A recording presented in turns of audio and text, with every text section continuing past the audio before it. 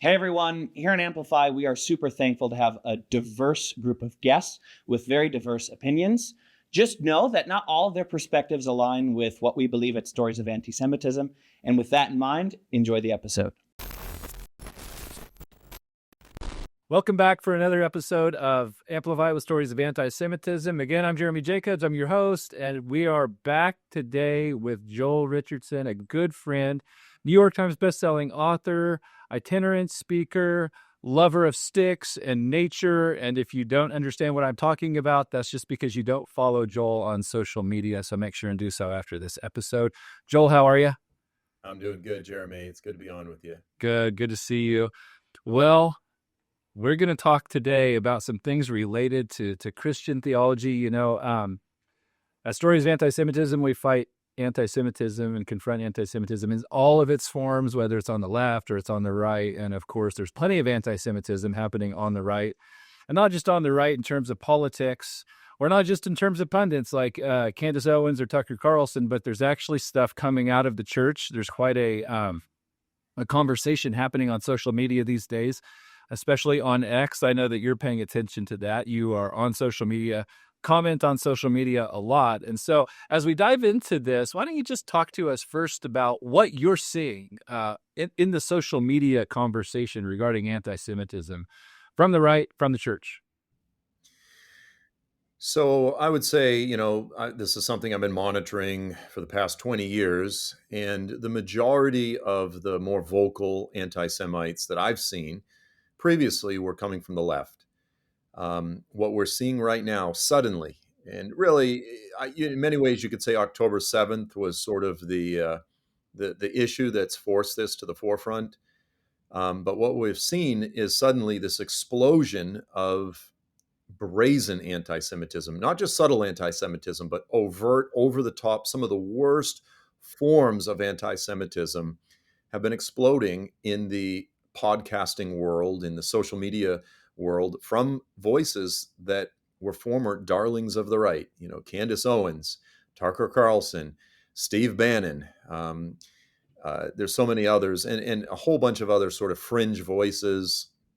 There's a young guy named Nick Fuentes who is really promoting a lot of this stuff. And we're seeing multiple trends all merging to where suddenly, again, it feels like it's overnight, some of the worst, debunked tropes like the protocols of the elders of Zion, or blood libel, the idea that Jews are actually out there kidnapping Christian children to put their blood in their matzah, like just really foolish, silly, old claims are actually making a comeback.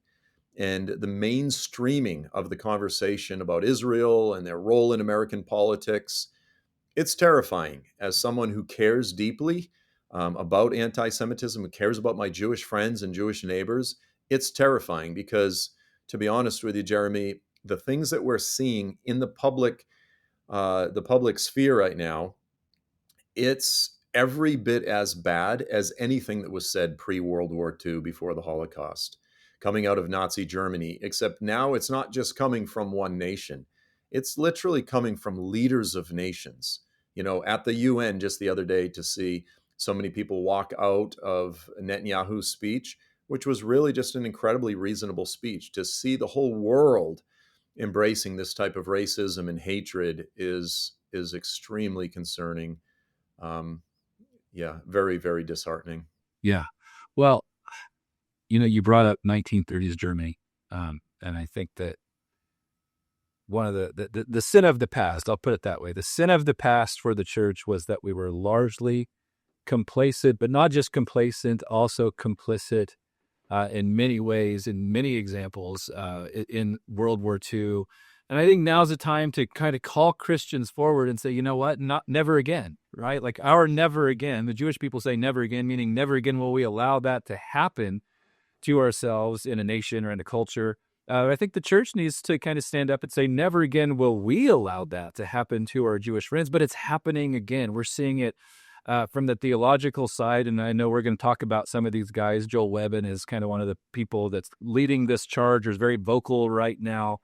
And then, you brought up Tucker Carlson and Candace Owens. And of course, these folks are not theologians and Their theology probably should not even be referenced on this podcast, but these folks call themselves Christians, and that's the problem. So we wanted to kind of dig into some of that today. I think what I want to do first is steer towards theology, because, when you and I were talking not so very long ago, we talked about the Abrahamic covenant and the Abrahamic kind of aspect or tenet of Christian theology as a sure foundation stone, right? Because we have Christian listeners here. And so we want Christian listeners to listen to this and say, oh, I see what the right thing is to understand in the Bible that actually steers me away from hatred of Jewish people or being anti-Israel. Because I think, Christians are going, okay, what I see going on in the Middle East is actually complex. I'm a little bit confused. What can I go to that's a more sure foundation than listening to social media or listening to the mainstream media? Because if you listen to them long enough, we actually had a staff member recently who had a couple of people that said, we're not sure if we want to support you anymore in your work because of Candace Owens. Right. So we've got to get right thinking out there, especially to the Christian world and to our Christian audience. So let's dive into this idea of the Abrahamic covenant. That's what you and I discussed. And why is that the foundation stone for good theology regarding Israel? The Abrahamic covenant is the foundation for really the entire biblical narrative in so many ways. It's the foundation for the entire story of redemption. It is the foundation for the gospel itself, for the good news of the restoration of all things that the entire Bible proclaims. And unfortunately, Christians tend to be New Testament people, tend to be very Old Testament illiterate. Obviously, not everyone. There's plenty of people out there who do study the Old Testament.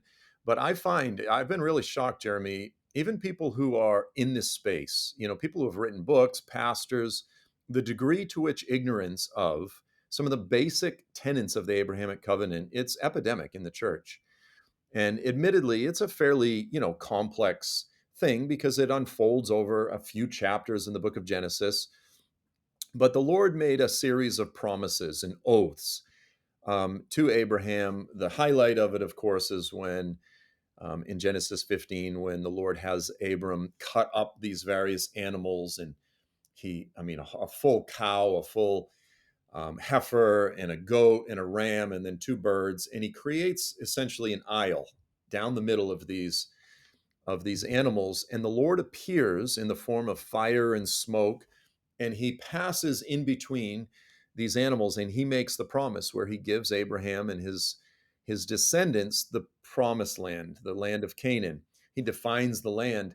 And this act, I'll call it an object lesson, this very sacred oath, the Lord did this to demonstrate, essentially saying that although he is the God of all creation, who made everything, if he does not fulfill his words, may he die like these animals. May he become like these carcasses on the ground.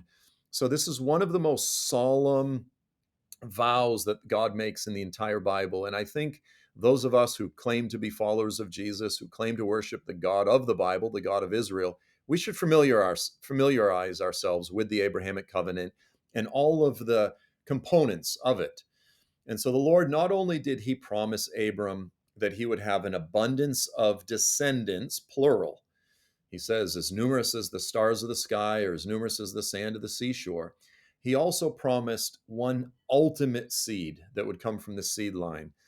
And our Jewish friends, and we agree with them, say this is the Messiah. We believe that it's Jesus, the Messiah. But beyond just the promise of an abundance of descendants and an ultimate seed, he also promises that they would have this piece of land, that these descendants would have this piece of land forever. It's an everlasting covenant. It's a very specific piece of property. And ultimately, when we continue reading some of the promises, we see that inherent in these promises is not just that I'm going to give your descendants this piece of land, but that ultimately one of your descendants would actually rule over the land. The Lord promised to Abram that kings would come forth from you. And then through Jacob, to Jacob, the Lord actually says that your brothers will bow down to you, that nations will serve you. So you have the promise of a king that would come forth. And so it's not just a piece of land, but actually a kingdom with a king to rule over it. And then you have the promise that all of the nations of the earth would be blessed through the seed of Abraham and through the Messiah. So through the people of Israel and their Messiah, all the nations of the earth would be blessed. So again, this is the foundation for the gospel. I mean, this is really, you've already got most of the primary tenets of the gospel there in the Abrahamic covenant. The problem is, in the New Testament, you have some statements made by the Apostle Paul that are very commonly misinterpreted and misunderstood. In fact, Paul the Apostle, admittedly, at times he can be a bit confusing, even to the point where the Apostle Peter in First Peter, he actually says, "And concerning our beloved brother Paul, some of the things that he says are pretty complicated." And then he says that the unlearned, the untrained, and the unstable distort to their own destruction. And so we have an epidemic, I would argue, in the church today of ignorance concerning the Abrahamic covenant. People don't know what it is. They don't know the tenets of the covenant, and they actually reject the covenant. They actually reject this solemn sacred oath that God made.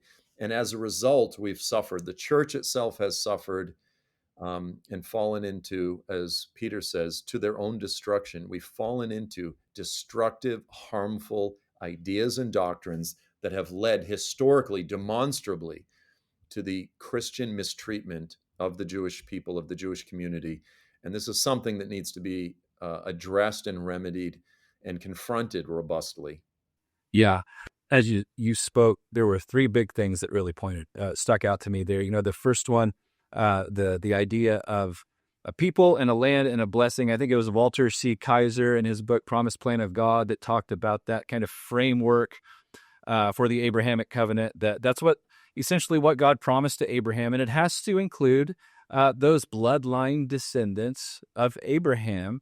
And those bloodline descendants of Abraham have never gone away, right? So when we had people like Tucker Carlson and others calling into question whether modern Israel is even relevant to the Bible anymore, I think to you and me, our brains are going, what are you talking about, right? We have the same people, we have the same land, and we have the same covenant, which is the second thing that stuck out to me. This is a covenant we're talking about. God doesn't just make covenants in the Bible and then go, well, I changed my mind. That didn't work out so good. I didn't really like the Israelites. I mean, even when Moses, after coming down off Sinai and seeing the golden cow incident, he goes, God, do you just want to I'm sorry, I'm saying it the wrong way. Actually, it was God that says to Moses, I'll wipe the people out, start over with you. And Moses says, you can't do that because of what you promised our fathers. And those are a couple of the big things that I think Christians are just getting wrong.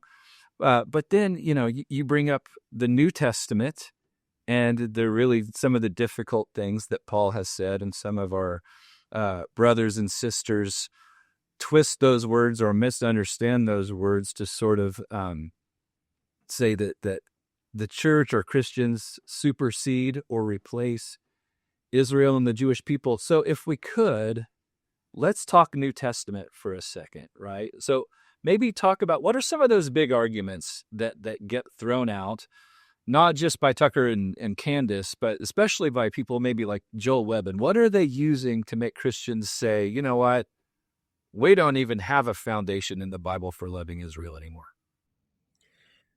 Look, their primary foundation is ignorance. You can't go back and read the Old Testament and read the words and then say, like, God never said those things. But they do. They rely on people's Old Testament ignorance. But there's a handful of passages. One example is in Romans 9, where Paul is basically saying an Israelite, so someone who is, from the tribes of Israel, they're not a true Israelite unless they are also of faith. You'll have these type of statements. Now, the way that it's, worded and then the way that it gets translated into English is people often read these statements and say, unless someone is faithful and actually believes in Jesus as a Messiah, they're not actually an Israelite anymore. And it boggles my mind that people buy this. One of the passages, for example, is it'll say there is no longer Jew or Gentile. It says Jew or Greek. And then it says male or female. And so people will say, see, The categories of Jew doesn't even exist anymore. And I go, guys, the category of male and female, those still exist. Paul is not saying those categories no longer exist. He's simply saying that in Messiah, one is not better than the other. They're all equal. That is all he is saying. In other statements, such as Romans 9, he's not saying that someone is not literally an Israelite if they don't believe in Jesus. He's just saying if they're not faithful, they're not living up to their truest, highest calling.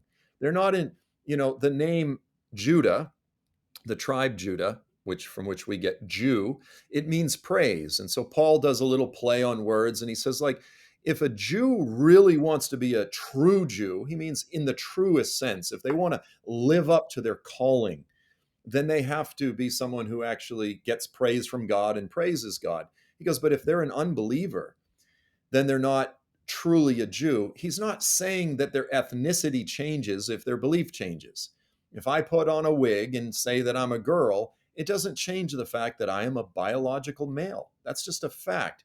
If I believe differently, I don't suddenly become a different ethnicity. If someone who is an Israelite, genetic, biological Israelite, does not believe in Jesus, they are still an Israelite. Paul is simply saying that they're not living up to their truest, ultimate calling. That's all he is saying. You could add that clause. And again, when you go back to the Old Testament and read the actual words, it's clear that that's not what Paul is saying. But once you go down this road, and this is so important, and you think you have biblical justification for delegitimizing a people, there's really no difference between dehumanizing someone and delegitimizing someone. Any group or church that claims that it was God's will to permanently dissolve a people, then it's only natural. It's sort of the natural extension to then begin mistreating those people. And we've seen this throughout church history. I mean, I'm sitting right here. I could just point out a history of Christian anti-Semitism, or here's one just on Martin Luther demonizing the Jews, or there's so many academic works that trace the history of anti-Semitism that are so thoroughly documented. The Jews themselves are so familiar with this information, and the overwhelming majority of Christians are ignorant. And it's time that Christians educate ourselves to understand how our bad doctrines, misinterpretation of a handful of key texts in the New Testament, have led to us participating in some of the worst mistreatment of God's people throughout history. And the church really, once we wake up to this, we need to repent, thoroughly repent, and stand with our Jewish neighbors. Yeah, absolutely. Well, what you just described, that could even just be rolled up into 2,000 years of Christian anti-Semitism. I mean, it wasn't very long after the Jewish leadership of the church died off, and then we get the church fathers, and the big accusation was that they killed Jesus, and therefore they deserve being treated badly. Of course, the nation of Israel was likened to a whore, and all kinds of horrible things. But you hit the nail on the head.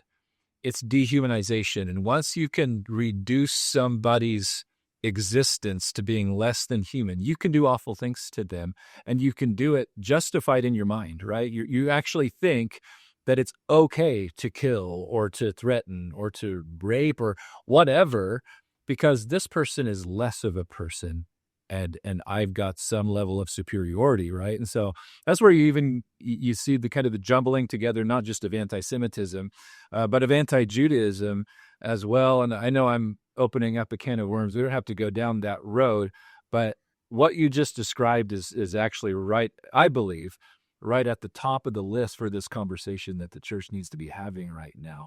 I would like to, before I move on to the next question, though, there's a few passages I think of that actually support your claim, that New Testament passages that support your claim that Abrahamic faith really is still at the foundation of Christian belief or Christian theology. The first one, I believe, what is it? Is it Romans 4, where Paul says, look, here, it was Abraham's faith first, right, that justified him before God. And I also think of the passage in Romans, I believe it's between about 6 and 8 or so, with the meat of it really being in, I believe, Hebrews 7, where Paul's saying, look, the very reason that that Christian belief, or that Jesus can even be understood rightly, is because he sprung out of the soil of the Abrahamic covenant and Abrahamic faith. And Abrahamic faith actually proves, and of course, the writer of Hebrews is writing to Christian Jews or Jewish people that believed in Jesus, and he's saying, you guys actually should have confidence because this all confirms that which is very Abrahamic. So can you elaborate on that, or take us a little bit deeper in some of those ideas? So I'm gonna zoom out just a little bit. So probably the granddaddy big mama verse of all of them is Galatians 3:16.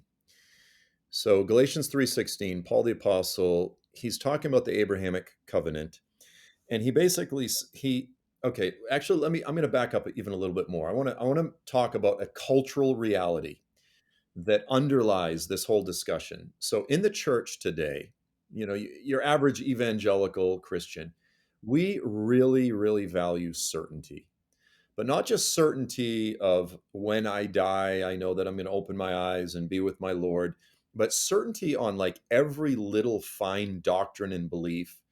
If you're a minister or a church, you're supposed to have a statement of faith which details every little doctrine that you have. And if some guy doesn't have just the perfect doctrine about Calvinism or predestination or these different things, we go, oh, that guy's a false teacher, or this type of thing.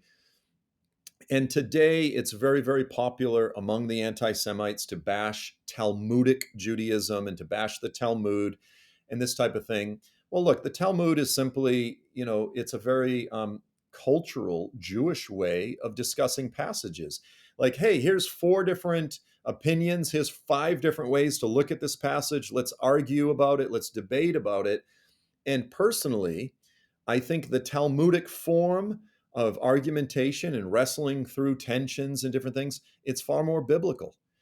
I look at some of the greats of the Bible. I look at Moses and Elijah. I mean, they literally at one point, both of them prayed for death. Like the greats in the Bible wrestled with they wrestled with their faith, never mind just minor doctrines. So in the church, we have this incredible confidence, a cultural confidence. And so zeroing in back to Galatians 3:16, Paul is basically he's making a very rabbinic, might I even say, a very nuanced Talmudic type of argument, where he's looking at this word, zera in the Hebrew, which is the word for seed or descendants or offspring. And the word there in the Hebrew is a collective singular. Scholars have talked about this. It's just like in English, a deer, it's one deer, a whole field full of deer. It's one seed, or a whole truck full of seed, a whole bag of seed. I caught one fish, or I caught a whole bunch of fish. It's the same word, collective singular. And what Paul is doing in Galatians 3:16 is he's basically saying, he points back to the Abrahamic covenant, and he says, notice that God did not say seed as referring to many, like plural. Rather, he said seed as referring to Messiah. Now, Paul is not saying that none of the promises referring to the zera were plural. He's not saying that, because Paul is not contradicting the clear words of Scripture. There are numerous examples where the Lord clearly does say plural. He says, as numerous as the stars of the sky or the sand of the seashore. Paul is simply saying that all of the promises will only ultimately be fulfilled through Messiah.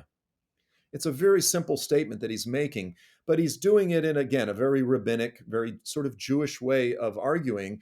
And then you have these Christians who are Old Testament illiterate. They just read this verse on the surface. They don't go back to look at the passages that he's referring to. And what they claim is that it's only in Jesus that the promises to Abraham were never made to the children of Israel. They were only made to the Messiah. And I would say they will only ultimately be fulfilled through the Messiah, okay? But the promises were clearly made to the literal, physical, biological children of Abraham, Isaac, and Jacob, Like the Lord uses biological language. One will come forth from your body. He will be your heir. You see these type of statements repeatedly.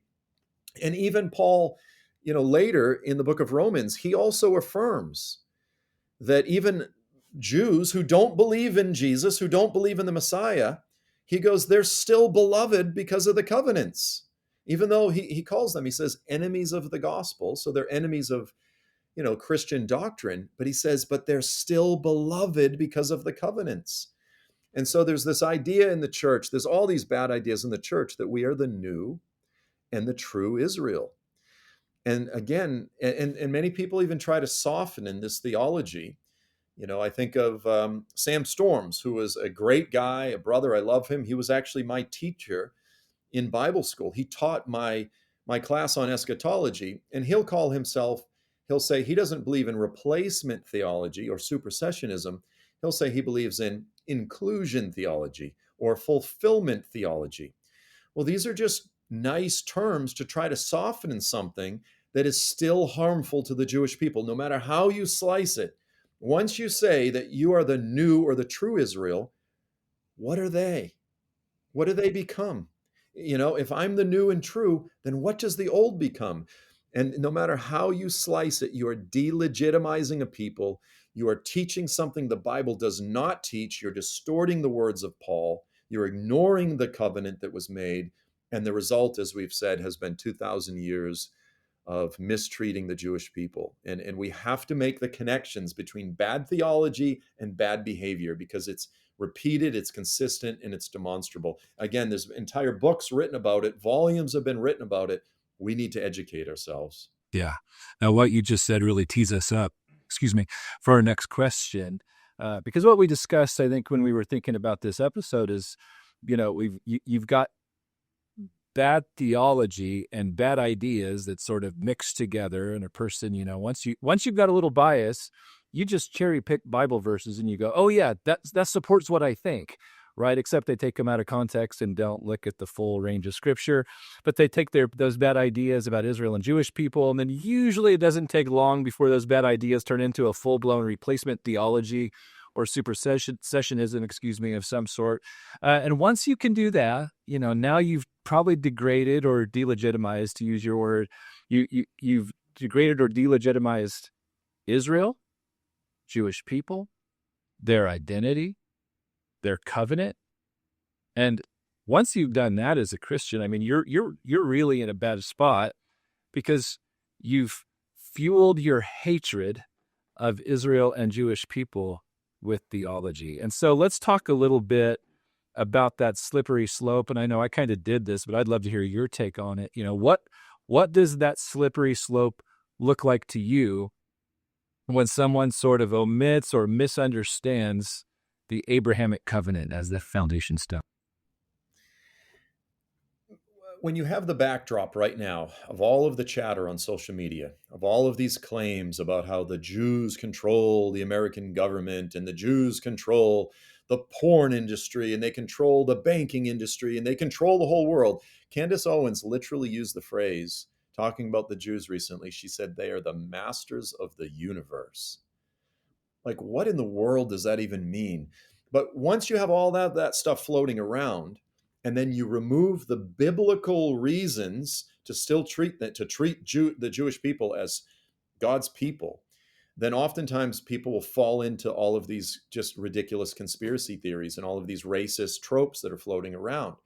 I can't tell you how many times I've gotten an email where someone says, hey, my friend used to be a staunch supporter of Israel, but then they changed their theology and now they bash Israel all the time. There is a clear corollary. There's a clear connection between bad theology, removing belief that this is God's covenant people, that he still has an ongoing covenant promises to, and they are still central to the unfolding of his plan of redemption. Once you get rid of that, then you become prey to all of these wolves out there that are spreading the racist, anti-Semitic tropes. Again, because they're just so popular right now in the social media and podcasting space. So, it's real common. In my book, I wrote this book some years ago. I think it's about 10 years ago, but I'll just mention it. It's called When a Jew Rules the World. So I took the anti-Semitic trope and I threw it right back in their face. And I said, no, the Bible's clear that the Messiah will rule the world. That's what the Bible promises. So in the book, what I do is I trace the direct connection between the early forms of replacement theology in the church. As you said, by the end of the first century, you have Justin Martyr saying, "We are the true Israelitic race. We Christians are the true Israelitic race." Again, think about this. To say, if I believe something different, I'm now of a different race. Like, that's absurd. You can't change who you are. Well, of course, I'm an American mud. I'm a Lithuanian, Latvian, German, Polish, Portuguese, English, Irish, Italian, but and maybe a couple other things. But the point is, if I suddenly believe something differently, I don't lose any of my genetics. That's just who I am. And like, here's an example. So, talking about tracing it, once you delegitimize a people, once you theologically delegitimize a people, this is a book. It's called The Seed of Abraham, by a guy named Albertus Peters. Now, this book was widely used in mainstream Christian seminaries up until really probably like just the turn of this century. This book was published in 1950 and then republished in 1978. It's called The Seed of Abraham. And he's discussing all of the things that we're talking about. Here's just a quote. Now, again, once you believe that God is done with a people, he has dissolved them as a people. We are the new and true Israel. What I'm about to read is the logical conclusion of these ideas. He says, God willed that after the institution of the new covenant, there should no longer be any Jewish people in the world. But here they are. That is a fact, a very sad fact brought about by their wicked rebellion against God. But it is not monstrous to hold that they, by reason of this wickedness, the same undesired and undesirable groups are now heirs to the many exceedingly precious promises of God. Shall we be accused of anti-Semitism because we speak thus of Jews? This was written in 1950, just after the Holocaust. Christian theologians, he was an emeritus professor at a major Reformed Christian seminary in the United States, still spewing some of the worst, racist, unbiblical, twisted doctrine. There is a clear connection. Once you go down that road of delegitimizing or even dehumanizing or the Jewish people are claiming that we are the new and true Israel, it very, very frequently, as a slippery slope, ends up mistreating them. Because it's very simple. The logic is simple. Once you say God is punishing this people, or God doesn't like this people, or God's mad at this people, and I'm God's servant, then how am I going to treat this people? And that conversation was had by Christian theologians throughout Christian Europe for hundreds of years. And it frequently led to these eruptions of violent mistreatment of the Jewish people. Like, the history is right there for anyone simply to inform themselves with. You know what's interesting, as you read that clip, and I'm going to take us, or not clip, excerpt is what I meant to say, but maybe I could take us down a little bit of a bunny trail here if you let me. He brought up the new covenant. And you really hear this for people who espouse a covenant theology, that the new covenant is this big thing that's for the church. And of course, they're citing the new covenant that Jeremiah spoke in Jeremiah 31 through 34. And if you read Jeremiah 31 through 34 in its context, who's it about?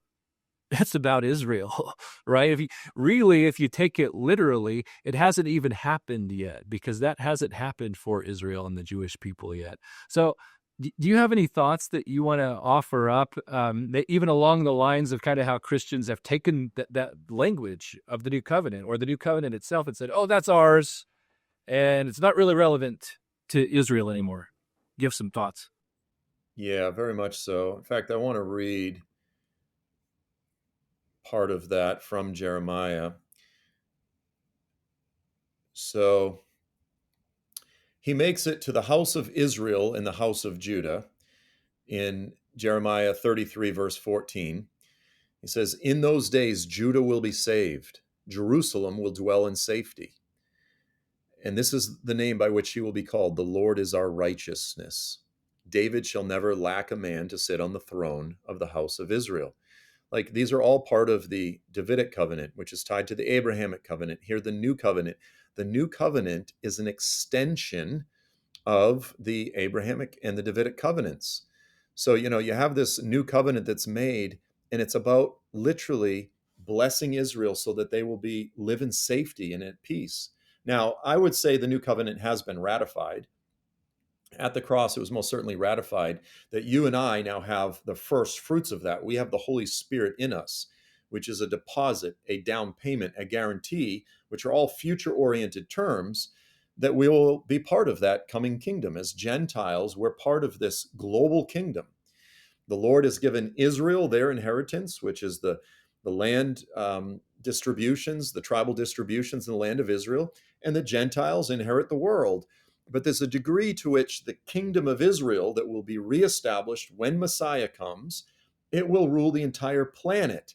And in that sense, I would say that you could say we as Gentiles are part of the future commonwealth of Israel, but we're not Israel. Again, we're Gentiles. In the New Testament, Paul continues to say, I'm speaking to you, believers, who are Gentiles. He still calls them Gentiles. He continues to call Israel, Israel. Throughout the New Testament, the Lord continues to use the name Israel to refer to Israel. So, yes, it's really just a matter of accepting who we are according to the Bible and saying we are full beneficiaries. We're spiritual children of Abraham by faith, and we receive all of the benefits, but there are still distinctions, and we need to honor those in the same way that there's different roles for men and women. There's a different calling and a different role for Gentiles and Jews, but no one is better than the other. God does not honor one above the other. He does not show favoritism, but he shows favor to men from any nation who honors him and does what is right, who fears him and does what is right, right? But there still are different roles. And so biblically speaking, we need to understand what those roles are, and we need to walk in them properly without falling into arrogance, as Paul warns about. Yeah. That distinction and those roles are important, because those are the things that actually keep us from replacement theology, right? Like, no, you actually aren't Israel, or that you aren't Jewish because you're a Christian. You actually are still a Gentile, and therefore replacement theology doesn't work when you understand that foundation. So I'm glad you brought that up. You and I could talk for a long time about these things. I'm going to move us on, though, if that's okay. I did have a question in here about just historically how a replacement theology and, of course, the bad ideas have turned into hatred of Israel and Jews. I think we've hit several ideas here. We've come up with several examples. Do you have anything else you want to add to that before we move on? I would just point out, again, I mentioned Justin Martyr, and in my book, When a Jew Rules the World, I survey the development of the history of replacement theology. And as I said, it reached a certain point in European Christian history where theologians were actively, openly discussing this question. Well, they were like, wait, if God is punishing the Jews, if they're dispersed among the nations, of course, they think it's forever, it's permanent. They go, how should we treat them? Should we treat them with kindness? Maybe they'll repent and become Christians. Or should we treat them with harshness, just like God is, right? So this became known as the Jewish question. The Jewish question was a Christian theological framework. And Christian theologians debated the Jewish question for hundreds of years until you get to, until you get to the Reformation. And Martin Luther writes a book called On the Jews and Their Lies. And in this book, he says, listen, I'm going to offer the solution. I'm going to offer the answer to the Jewish question. And so again, there's a continuum. There's a theological continuum that leads to Luther. And he lays out, I can't remember if it's, I think 13 different answers. And he literally says, burn their synagogues to the ground. Cover the stones that are left with dirt so that nothing would be left. Take away their prayer books, their prayer shawls. And then he says, and do the same thing to their homes, because they commit the same blasphemies in the homes as they do in the synagogues. It's it is ISIS. It's Christian ISIS, from the words of Martin Luther. And so then when Hitler came along, he was not a Christian, but he absolutely built upon the foundation that was laid in Germany, German Christian culture, by people like Martin Luther and previous Christian theologians. So the Holocaust, absolutely, through the eyes of the Jews, it was something that was carried out using Christian theological arguments. Now, again, I want to be clear, Hitler was not a Christian. He was a weird, pagan, and he used some versions of Christianity to gain popularity, but he was not a Christian. But what he did with the Holocaust was absolutely the result of bad Christian theology. And so that warning that Paul makes, don't become arrogant toward the branches, the olive branches. You wild olive, you pagans, you Gentiles that have been grafted into Messiah, don't you become arrogant. We have absolutely rejected Paul's warning. And he warns specifically because if you do, he says, you also can be cut off. And this should be one of the most terrifying warnings in the entire Bible. And I actually believe that there are plenty of people out there who name the name of Jesus, who say they're Christians, who on the day of judgment will be covered with shame and rejection because of the way they've treated God's covenant people. Yeah. Yeah. Agreed. I mean, not many pastors want to talk about that verse that you just referenced, where it says that you too can be cut off. But what also strikes me is before Paul says, don't be arrogant, he says, don't be ignorant, right? Like he's actually saying, look, guys, you've actually missed something really important in this relationship that you have to Israel, to the Jewish people here. And, I think it could be argued that is essentially saying, if you start into ignorance and you don't check it, you don't educate yourself, you don't understand things rightly, you will end in arrogance. And according to Christian theology, the way I like to look at it is, because you're pitting yourself against God's heart and desire and plan for Israel, you're pitting yourself against God, right? And that becomes problematic for Christians, as you said, on the day of judgment. So really good point to make. Let's turn the corner here. Let's talk about just some of these modern examples that we're seeing, especially online. I think that's where the big conversation's happening. And I see all kinds of people trying to make a statement about how maybe not how, but standing with Israel or not standing with Israel, standing with Jews or not standing with Jews. And again, these are Christians, or at least people that would call themselves Christians. And so we listed some of these people: Tucker Carlson, Candace Owens, Joel Webben would really be considered, or at least considers himself a theologian. And then I'll bring this one up too. And I think he maybe realized he made a dumb post and pulled it down, but Kirk Cameron, you and I both commented on that one because it was a little bit like, seriously, Kirk Cameron?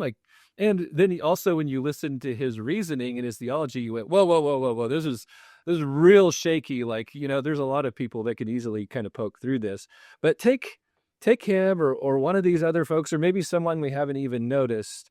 Let's talk about what they're saying and how to break that down, how to break down their bad reasoning. Yeah, let me just say this about Kirk Cameron. So, obviously, actor, I don't remember, what was it, Family Ties or Growing Pains or something. But look, great guy, good brother. And he was, the main actor in the Left Behind series.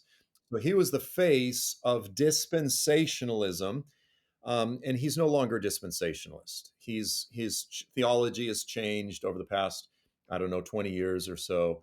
And he is now a post-millennialist. So he believes in replacement theology, supersessionism. And so really, he's not a theologian, but he came out and, he's weighing in on all the current controversy.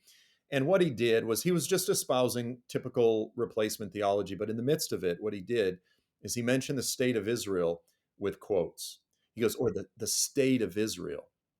To me, that was the most offensive part, because even that is delegitimizing the state of Israel. And if you notice what he did in his statement is he said, that was just a political project. That was just like the reestablishment of Israel in 1948. That was just a political project. The idea that's usually passed around is this was just something that was carried out by the will of man. It was not something that God did. It was just the Rothschilds established the state of Israel. But think of the inconsistency here in the logic. They will all say that God dispersed Israel in AD 70. With the Roman dispersion and the destruction of Jerusalem. They'll say that was God. So the judgment on Israel in the first century, that was God. The restoration of Israel, that was not God. Like, is God sovereign or is he not? Did he have his hand in their judgment? Yes. Did he have his hand in their restoration? Absolutely. And I wouldn't even call it judgment. I would call it covenant chastisement. If you're a son, God will chastise you. If God loves you, he will chastise you unto redemption. He's always trying to bring Israel to Shuva, back to himself. Okay, so Kirk Cameron, as you said, I think he realized what he did was either going to get him in trouble or it was wrong, so he deleted it. But once kind of malign the current state of Israel, again, Israel was reestablished it was established as a nation just like any other nation in the world. And when you say that they don't have a right to self-determination and to protect themselves, that is racism. You have to be consistent. Whether you believe it's theologically significant or not, they still have a right to exist. Okay, people like Joel Webbin. Joel Webbin is a guy who's emerging in popularity, and quite frankly, because he knows how to play the game of being a clout chaser. In the social media space, let me say this as someone who's, I've been in the space a long time. If I want to grow my audience, all I have to do is say outlandish, ridiculous things and be controversial, get tons of attention, and then just dig my heels in, and I will grow. I know which buttons to push. If I want to get more likes, you go for the sensationalism, you go for the outlandish. Joel Webbin is an absolute, complete attention whore. That's all he cares about, is growing his influence because he believes that he has something important to say. What he doesn't realize is what an absolute clown he is to most of us that are watching from the outside. So he looked and he saw the success of people like Candace Owens. He sees what's popular, and so he has now jumped off the cliff of anti-Semitism. He actually made a post the other day that said, the Bible is anti-Semitic, which is like the God of Israel, the God of Israel. He's trying to say the God of Israel hates Israel. Now, I will say this, and this is probably a point worth making. The Bible has a lot of harsh things to say about Israel. If you were to bug my house over the years, there's plenty of things within a family that families say to one another, especially in the Middle East. I'm from Boston. We're kind of like culturally halfway to the Middle East. We're a little bit more blunt and straightforward. But within any family, there's going to be harsh words spoken at times. And there are things that Moses says about Israel.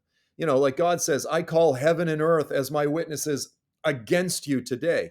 And you'll see the same things by John the Baptist, by Jesus, by the apostles. But it's very different if I go into a grocery store and some stranger says those things to my kids, right? When it's outside of the family, it's very different. And Christians, we think the Bible is ours. And again, it's for everyone. But we have to remember it's an in-family discussion. The entire book is written by Jews, the whole thing, to Jews. And so, someone like that can take that fact, that reality, that there is a lot of internal criticisms of Jews criticizing other Jews, or the God of Israel criticizing Israel, and then to make a statement that says the Bible is anti-Semitic, as though it promotes hatred of the Jews. This is simply clickbait. And unfortunately, this trend is developing, and I'm just going to call it for what it is, which is a demonic trend. It's literally a trend that is being promoted and being pushed by demons, and people themselves are partnering with it because they want the attention. And people like Candace Owens and Tucker Carlson, I don't know what happened to Tucker, but I can tell you straightforward, Candace Owens has an ego bigger than the World Trade Centers, and she was fired by the Daily Wire, by by Ben Shapiro, and it just hurt her ego. And from that point forward, she said, "Christ is King." And she used that as a hammer against her former Jewish boss, and she just went down just like, it's really strange because the reality is she is an incredibly articulate and talented woman, but in listening to her, I don't think she's very intelligent at all. Like the things that she says are so ridiculously silly and childish, but she says them with such confidence and with such conviction that a lot of these foolish young people are buying the bile that they're selling. And it's a terrifying trend. It's an absolutely terrifying trend. And Carlson is actually more dangerous because he's more subtle. Unlike Candace, Carlson basically is saying, I'm just asking questions. I'm just noticing things.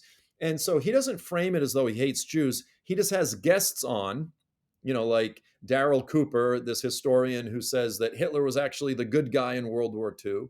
Like people that will say horrible things, he'll have them on as guests. And they go, oh, really? Oh, I didn't know that. And he plays dumb, but it's all a cynical game.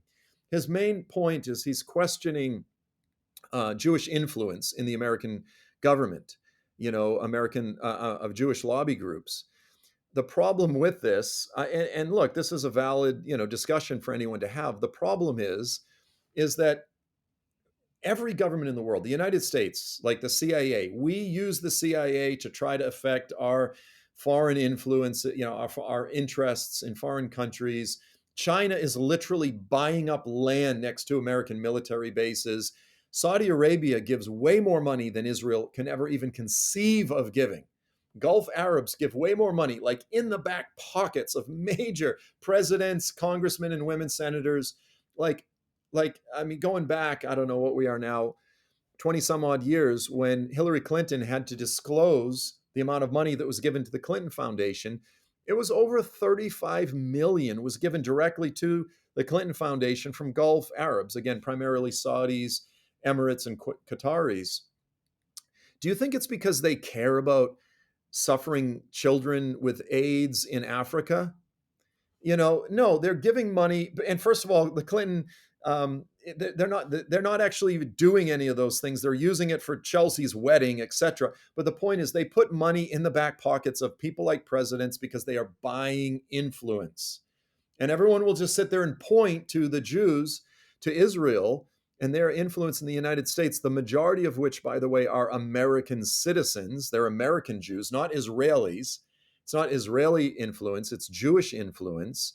And it's a drop in the bucket compared to all of these other lobby powers. But for some reason, it's 99% of everybody's all upset about Israel.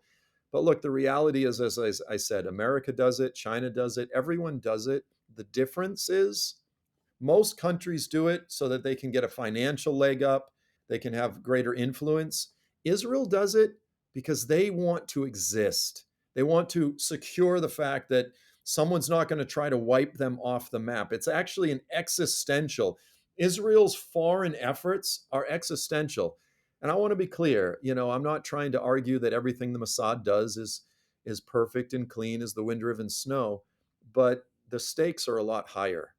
And unless we're acknowledging a lot of these realities, we're just, again, fomenting racism, because that's exactly what's happening. Yeah, all excellent points. I think as we're getting close to wrapping this episode up, I think it would be good to maybe to just go back and summarize a few things here. I think where we were just where it was talking really about the, A, bad theology, B, misinformation, and C, just the outright anti-Semitic and anti-Israel agenda that's going on out there. And of course, what you mentioned was Candace Owens and the fact that people are eating it up, right? We've got young people and we've got Christians. We've got a number of different types of people who typically are conservative who are eating that up. And so I'm thinking of my listeners right now, and what do we want to say to them in regard to, again, the three things I just mentioned, the anti-Semitic agenda, the misinformation, et cetera.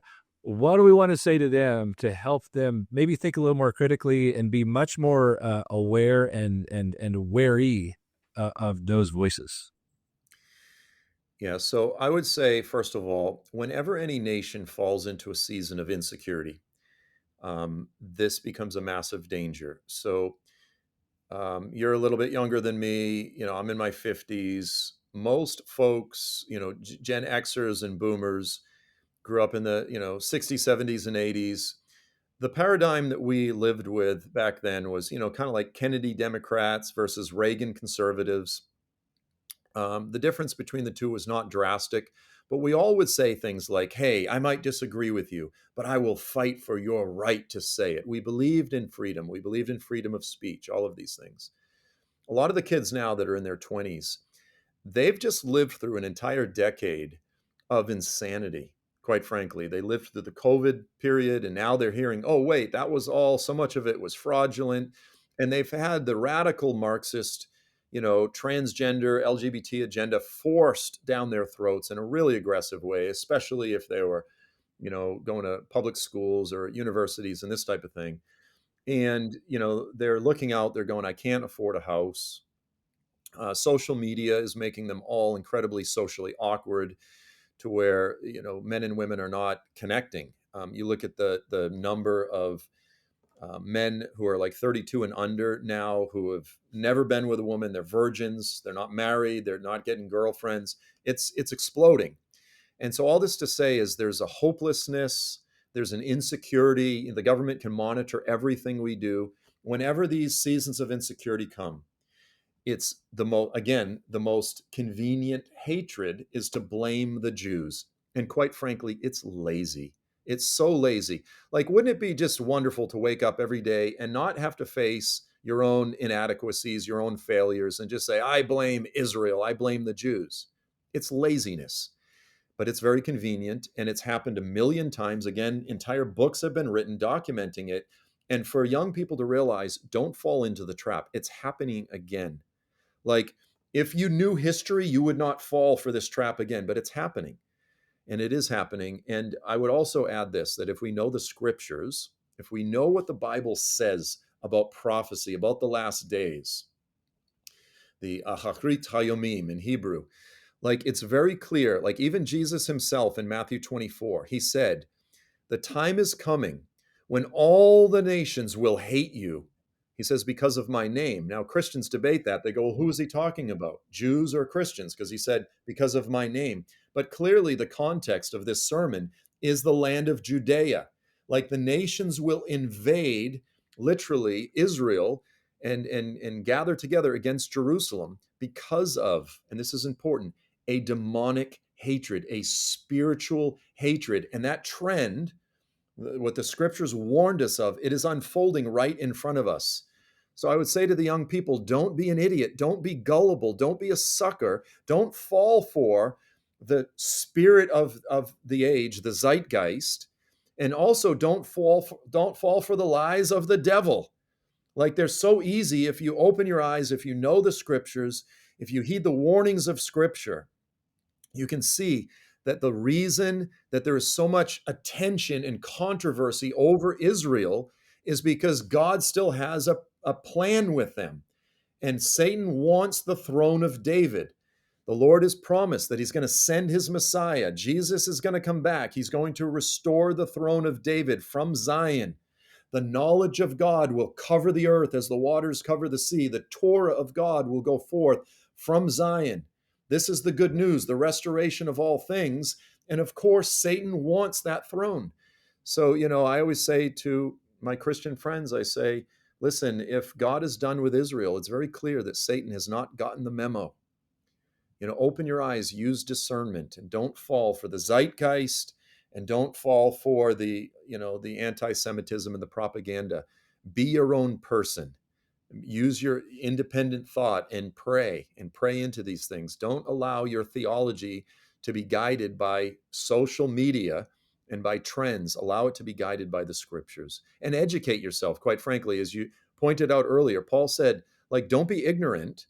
And I want to be very clear. I'm ignorant of way more things than I'm knowledgeable of. But there are some things that we cannot afford to be ignorant of. You go, Joel, you're trying to tell me to read these big, thick books? Yes, read books. I'm sorry, or listen to podcasts. If you can't read books, at least listen to audiobooks. Educate yourselves, because what is on the line, quite frankly, is your eternal destiny. And that's not an exaggeration. That's not hyperbole. It is our eternal destiny that is on the line. We're entering into the war, and most of us are not prepared. And it's time for us to be prepared and to wake up. No, that's good. I feel like I just have to bring this up because you mentioned it. I'll preface it with a story. I had a lady that came up to me about a year ago after I spoke in a synagogue, and she said, "Oh, you Christians, you all think that that before Jesus comes back, that the world's going to go to hell in a handbasket. You guys get a free pass, and we just stay here, and we have to just I forget what the word was, just suffer this horrible fate." And I just looked at her and I said, "That's not what I believe, and there's a lot of Christians that don't believe that. And if anything, we're going to be in it right alongside you, and literally right alongside you." And so I don't know if you want to make a real short comment on that. I just say that because I know that we have Jewish listeners. And when Christians bring up the end times, always Jewish people, I shouldn't say always, but oftentimes Jewish people go, "Wait a second. You think really bad stuff is in store for me, and maybe you even think I deserve it." You want to throw something in on that? Yeah, look, there are some Christians who do believe those things, and so that is valid. But I would just say the Bible does teach that before redemption come the birth pains. And I'm looking forward to redemption side by side with my Jewish neighbors. I'm looking forward to the age of Messiah. But yes, unfortunately, there are birth pains that come before the birth. You can't get around it. I'm not looking forward to the birth pains, but as you said, I plan on walking side by side with my Jewish neighbors through the difficulties. I've had conversations with my Jewish neighbors, and I said, "Listen, we live in a very safe neighborhood here in the Midwest, but if anyone ever comes for you, I want you to know they will go through me first." And I mean that. I mean that in a very real, tangible way. Um, it's it's um, it's not an issue of we want you to suffer. It's just that redemption is coming. I didn't design it that way, and unfortunately, there are birth pains before the coming of Messiah. That's something that again Jews teach that Gog Magog is will come before Messiah, and we're all in agreement. We're all reading from the same book, and some of us are reading it right. And yes, there are some people that are reading it wrong, and we apologize for them. But not everyone's reading it wrong, and we will stand with you shoulder to shoulder as your brothers and sisters with the hope that we'll all walk together in the age of Messiah. Excellent. Yeah, I think that's the point we want to end on. We will stand with you from now until the suffering and the anti-Semitism of the nations subsides, right? When the Messianic age comes. So beautiful. Let's end it right there. Joel, thank you so much. Again, we can't thank you enough for the time that you're taking. We know you're a busy guy. And we want to say to all of our listeners, that's a wrap for this episode. But we've got many more, so make sure to watch those. Make sure to like them and share them and do the things that you do with podcasts. And tune in again for the next episode of Amplify.